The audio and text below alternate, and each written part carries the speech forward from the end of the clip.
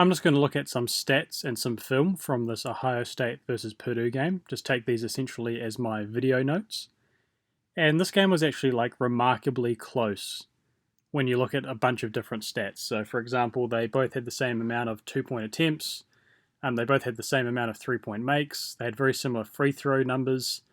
Very similar rebound numbers, 30 to 31. Same amount of turnovers, very similar foul numbers. And it gets even crazier when you look at the half court numbers. So if we look at Ohio State's half court performance, they shot from 50% from 2, 25% from 3, and 10 turnovers. You look at Purdue's half court numbers, and they're the exact same: 50% from 2, 25% from 3, and 10 turnovers. So really, really similar performance in terms of that half court offense. When you look at the shot charts, you can see that there's some trends as well. I think Ohio State's problem in this game was their shot selection. They went 4 for 14 off the dribble shots, and that was including a lot of just step back threes that were contested. And you can see 3 of 13 were from contested shots, and that's 14 shots overall, so only just one of their shots was uncontested. And they went 5 of 17 from catch and shoot 3. A lot of their points came from drives and cuts, and we'll get to what we mean by that soon as we look at some of the video. Purdue's numbers from the shot locations or shot charts was also pretty poor. 40% from catch and shoot threes, which is pretty good.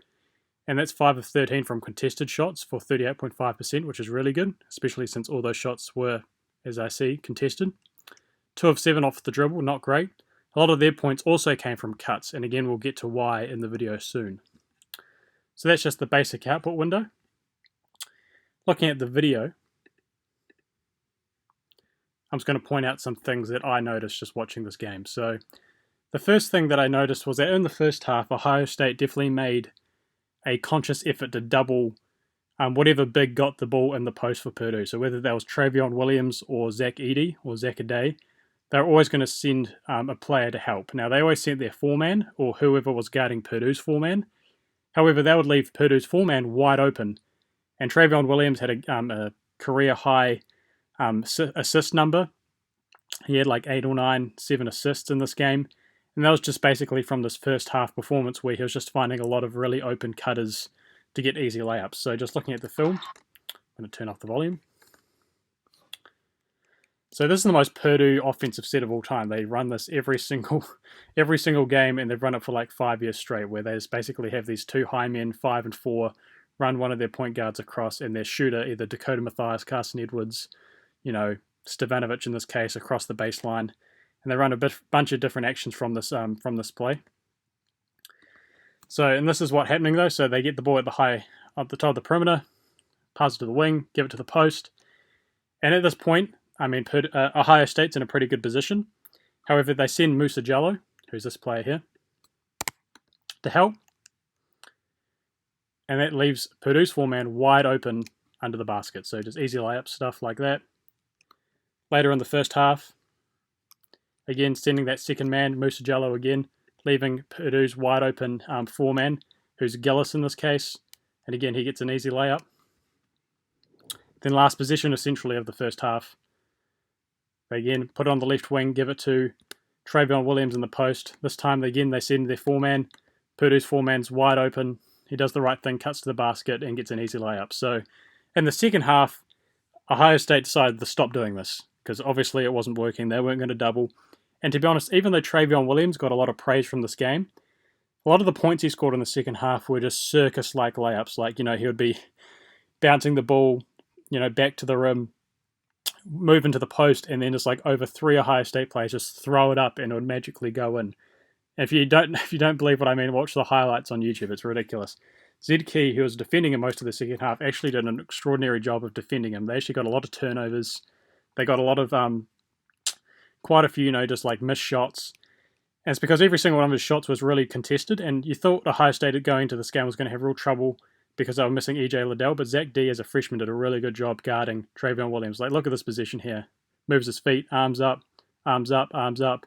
And Williams gets the travel call. And that's the sort of defense he was playing the entire time. Williams just for some reason would sometimes get into the paint and throw up some circus shot and get it in. So Ohio State actually did a good job of defending, especially in the pick and roll. So I just wanted to go through this one clip and kind of show you what Ohio State did really well in this particular position when it came to pick and roll defense. So Purdue just run a very traditional pick and roll, set a high man for their player to kind of Hunter Jr. to go play off. And they do all these like little really well fundamental things. So for example, they do a soft hedge with Carl Young, which is a good job, and Walker's chasing over the back of the screen.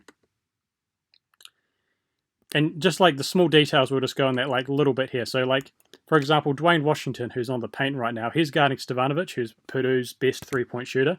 But he does multiple good things here. For example, he checks Travion Williams, which obviously slows down his position as a roller.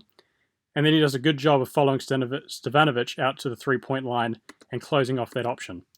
Sewing, who's got the ball, who's guarding the strong side corner, he does a really good job of swiping at the ball. And again, it's that little sort of fundamental stuff that really stops a play in its track. So he does a good job of swiping at the ball. And again, arms up. Lots of arms up. That's always a good thing, especially against Stevanovic, who's their best three-point shooter. You want arms up. They rotate really well, following all their men. Again, they run the same pick and roll, except this time again, really good rotation. Sewing comes into the paint, leaves the man open over here. It was a poor pass, but he recovers really strong anyway. Gives it out to Stevanovic. Again, really good arms up by Washington here. Closes him down as their best three-point shooter. He also gets in some really crazy contested catch-and-shoot threes. And he forces a really bad step-back shot that almost goes in, but it doesn't. And that almost took up the whole shot clock. Well, it did take up the whole shot clock. So it's those small fundamental things that Ohio State did really well on that defensive position, like swiping at the ball, arms up, checking the roll man while he goes into the paint, rotating really well, communication, all that small things, and then they eventually also get the defensive rebound or offensive rebound, but then turnover. So the last few clips I want to look at is just the last clip I want to look at, though they did do this a lot during the second half, was Ohio State's offense, in that what they found worked really well was essentially a pick and roll, and then using Kyle Young or Zed Key as not a roll man, but almost someone to seal the paint. So they both did it really well, but Kyle Young kind of did it better in this example. And Kyle Young, even though he didn't get, credit for assists on some of these baskets, he really could have, because he does play a pivotal part in the offense. So they run a traditional, well, not yet, they're just playing this first action. He comes up to set the pick and roll. Now, a lot of teams set pick and rolls against Purdue when they're playing a day because he's such a big player and they want to try and get him away from the basket. So they do that.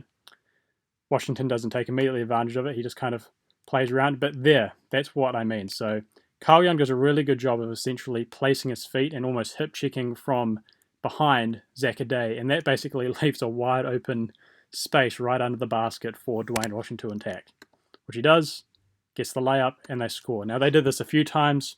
Zed Key did it really well. Kyle Young did it a couple more times. They did it a few times, and they didn't get the basket, and they probably should have got a foul, but they got offensive rebounds from it. So that's how Ohio State almost came back and won, but didn't get quite there. So those are my video notes. Just looking at the output window, very similar half-court offenses from both teams. Kind of Purdue won the game in the first half by really good passing out of the post, but Purdue actually was defended really well by Ohio State in general through good post defense by Zed Key and really good pick and roll defense. And then Ohio State almost came back using this pick and roll / pick and seal almost at the basket. Thank you very much, and hope you learned something.